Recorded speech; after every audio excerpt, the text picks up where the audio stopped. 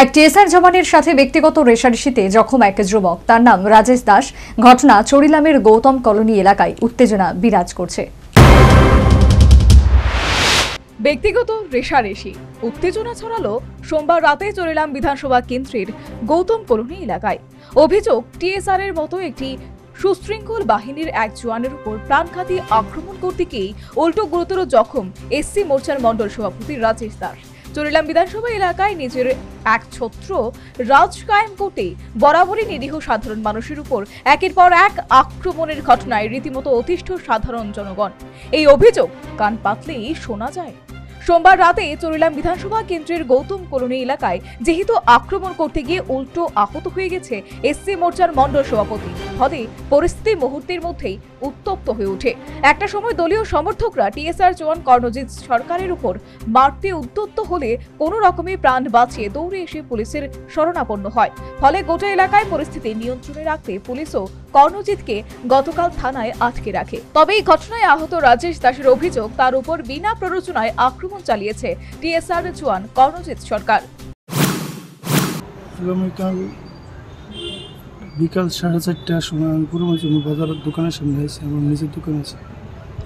আজকে অনেকদিন আগে ধরে আমার মারধর করছে। এর আগে তার নামে কেস করছি আমি, তার নামে 7 ধারা কেস হচ্ছে। এরপরে 7 ধারা কেস মনে শেষ হয়েছে না। এরপরে কালকে মধ্যমস্ত অবস্থায় কালকে কন্টিনিউ বাড়ির থাকে। কালকে আইয়া আমাদের পুরোমাচুর দোকানের সামনে বলেছি, আইয়ার অ্যাঙ্গেল বিয়ারিং দিয়া আর চাকু দিয়া এটা গাইছে আর একটু তার পোজ দিছে।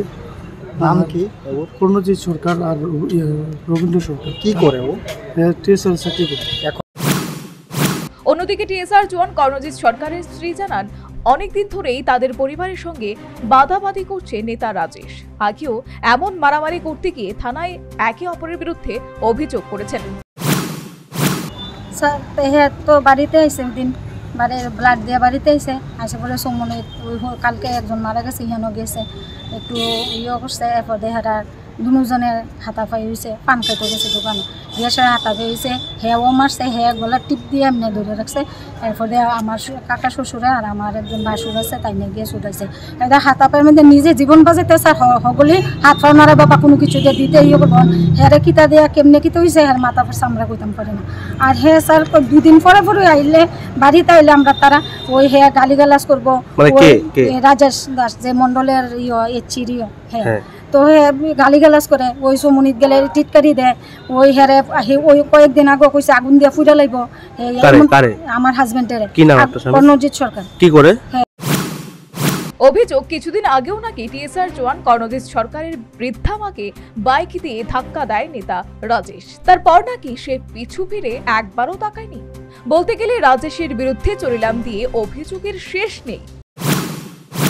আর খালি হেরা আমরা দেওর আয়োক আমার হাজবেন্ড আয়োক বাড়ি তাইলে তারা মাথা খারাপ হয়ে যায়। মানে কি কোনো কারণ ছাড়াই কি এরকম করতেছে?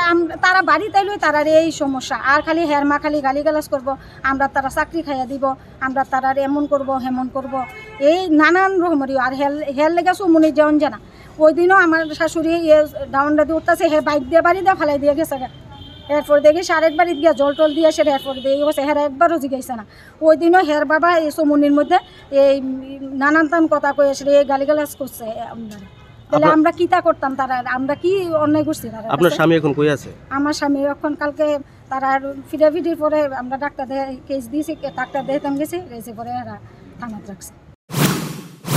একটি বিষয়কে কেন্দ্র করে চরিলাম বিধানসভা কেন্দ্রের গৌতম কলোনি এলাকায় চাঞ্চল্য বিরাজ করছে।